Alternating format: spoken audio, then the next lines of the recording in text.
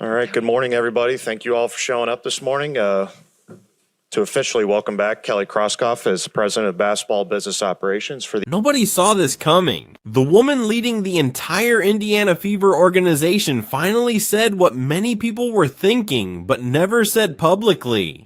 Her comments sparked major reactions across the basketball world and exposed the deeper issues inside the franchise, including business decisions, pressure, team culture, and the challenge of building both a winning team and a powerful brand. To understand how this all happened, we have to go back to the beginning. Before Caitlin Clark joined the Fever, Indiana was one of the least talked about teams in the WNBA. They struggled for years, winning just 6 games in 2021, 5 in 2022, and 13 in 2023. For nearly a decade, the franchise had lost its relevance, with low attendance, little media attention, and almost no excitement around the team. Then everything changed when Caitlin Clark became the first overall pick in the 2024 WNBA draft. She didn't just bring attention to Indiana.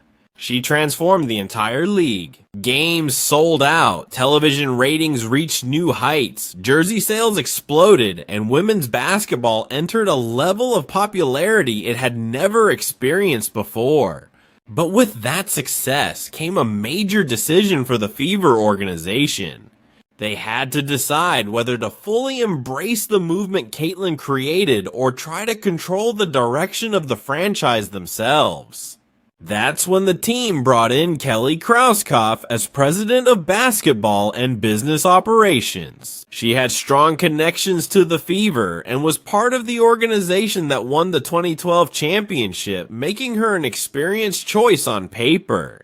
However, some of her early comments during press conferences raised concerns that many people ignored at the time. Those early warning signs would later become a major part of the conversation surrounding the future of the Fever. This is where everything started to fall apart. In July 2025, Caitlin Clark's injury became a major concern for the Indiana Fever. She had only played 11 games that season because of a painful groin issue that kept bothering her.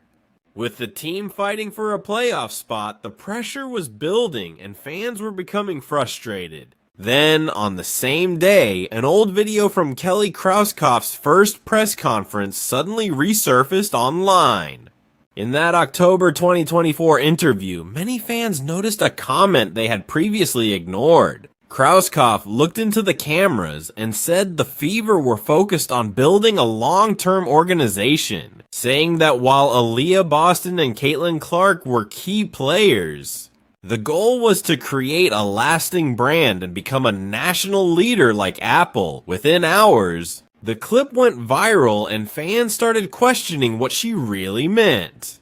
Many believed the comparison to Apple was a warning sign because Apple's identity was built around Steve Jobs, its main visionary and driving force. Clark's supporters felt the Fever's leadership was viewing her as just one part of the organization instead of the centerpiece of its success. Social media exploded with criticism, with fans arguing that the team was risking the biggest opportunity in women's sports history. Many said that if Clark ever decided she had enough of the front office decisions, the Fever would regret not fully supporting their biggest star. The message from fans was clear: don't underestimate the most important player the franchise has ever had. The criticism was much bigger than just online complaints. After realizing how much attention the situation was getting, someone inside the organization appeared to take action. Just hours after the video went viral, Kelly Krauskopf's social media account suddenly disappeared. There was no statement, no explanation, and no response, creating even more questions among fans. But while the front office was facing heavy criticism, the players who shared the court with Caitlin Clark were telling a different story. Lexi Hull, one of Clark's closest teammates, spoke openly during an interview with Glamour and revealed something many people around the league already knew. She said there was growing frustration from other teams because of the massive attention, media coverage, and fan support that followed Clark. And the Fever, Hull, explained that some players around the league had conversations about not wanting Indiana to succeed because of everything surrounding Clark. Her comments showed that the Fever were no longer just another basketball team. Every game carried extra attention because of the spotlight created by one player. Sophie Cunningham also shared similar experiences, saying she had heard discussions about Clark even before joining Indiana while she was still in Phoenix. She suggested that some opponents were not only trying to compete but also wanted to send a message. Throughout the season, many people questioned whether Clark was being targeted physically and whether she was receiving enough protection from officials.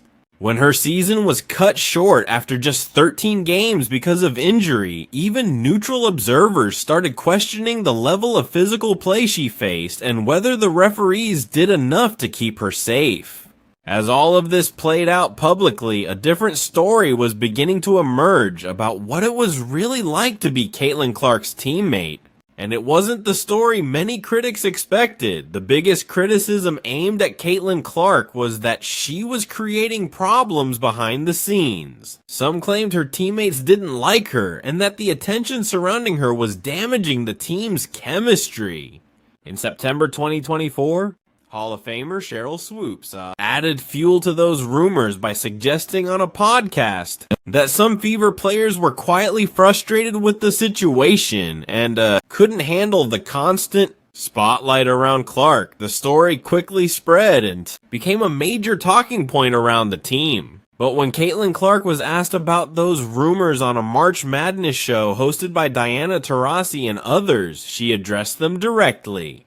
She didn't get angry or defensive. Instead, she calmly explained that people often believe they know what happens inside a locker room when they really don't. The reality was very different from the rumors. Her teammates continued to support her, and after she returned from injury, they showed their support in meaningful ways. During the 2025 playoffs, they celebrated with her, interrupted interviews to show their excitement, and stood by her during important moments.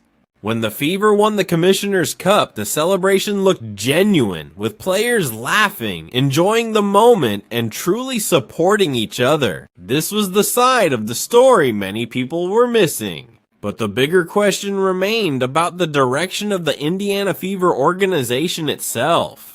Before Caitlin Clark arrived, Indiana had been one of the least popular teams in the WNBA. They struggled for years, winning only 6 games in 2021, 5 in 2022, and 13 in 2023. For almost a decade, the franchise had little attention, low attendance, and almost no national spotlight. Everything changed when Caitlin Clark stepped into a Fever uniform. The WNBA was already changing, but Caitlin Clark's arrival took everything to another level. Before her, the Indiana Fever had become an overlooked franchise, but no one inside the organization could have predicted the massive impact she would bring. When the first overall pick of the 2024 WNBA draft entered the league, Caitlin Clark didn't just bring attention to Indiana. She transformed women's basketball as a whole. Arenas sold out. Television ratings reached historic levels. Jersey sales exploded, and the media coverage reached heights the sport had never experienced before. With all that attention, the Fever had a major decision to make. Would they fully embrace the movement Caitlin created, or would they try to shape it in their own way? That decision became the center of the story. The franchise needed a leader who understood they had a once-in-a-generation athlete who was changing the future of women's sports. They chose Kelly Krauskopf as the new president of basketball and business operations. On paper, the decision made sense. Krauskopf had a long history with the Fever and was part of the organization that won the 2012 championship. However, some of her early comments during her first press conference raised questions that many people ignored at the time. Months later, those same comments became a major talking point. Then everything reached a breaking point in July 2025. Caitlin Clark's ongoing groin injury became a serious concern after she had only played 11 games that season. With the Fever fighting for a playoff spot, fans were growing frustrated and pressure was increasing. At the same time, an old video from Krauskopf's first press conference suddenly resurfaced online. In that October 2024 interview, fans noticed comments that had previously gone unnoticed, and they began questioning the true vision behind the Fever organization.